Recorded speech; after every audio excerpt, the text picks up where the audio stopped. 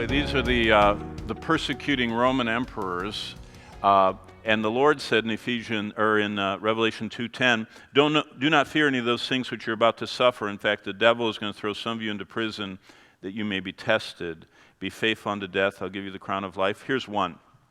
The Jews in Smyrna were violently opposed to Christ's church. They were blaspheming and persecuting the Christian. The event is not mere speculation. Here's the record of their pastor. Their pastor was Polycarp. By the way, Polycarp knew the Apostle Paul. And so their pastor actually knew Paul, had been discipled by John, and was still the pastor when this event took place.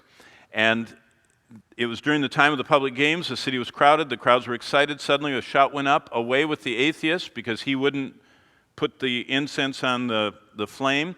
And they searched for him. They arrested him, but the police captain didn't want to see him die. And so they brought him up, and they told him that the penalty for not saying Caesar is Lord is he would be tied to a stake, they would pile wood around him and burn him to death.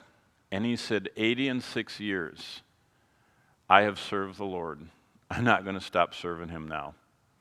And so they piled the wood around him, they lit it, and Polycarp burned to death at the stake. And that's what Jesus is talking about. That happened after this letter, and he was an example. Now, you notice it says in Revelation 2:10, tribulation, you'll have 10 days of tribulation.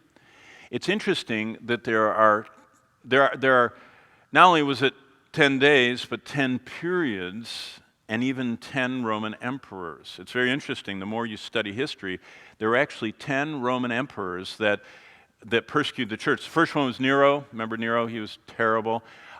Domitian, he's the one that exiled the Apostle John to be on Patmos. Trajan, whose great pillars are still all over Rome. Marcus Aurelius, that's the gladiator, the movie Gladiator. That's Marcus Aurelius there.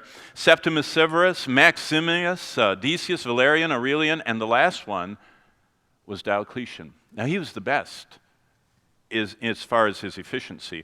Diocletian, who reigned from 284 to 305, is the only Roman emperor that retired.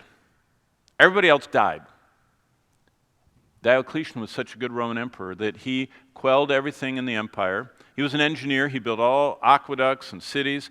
He built a city in what we would call Croatia today. It's right on the coast. It's visited, Dubrovnik. It's just beautiful. All the cruise boats go there.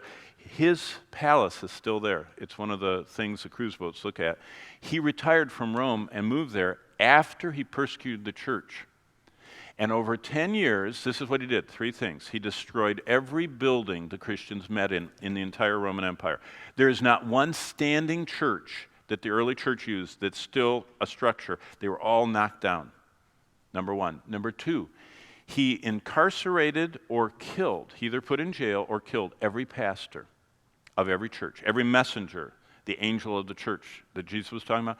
He found everyone. The Roman legions went out on a battle against the church under Diocletian, destroyed every building, destroyed or incarcerated every pastor, and finally destroyed every copy of the Bible that they could find.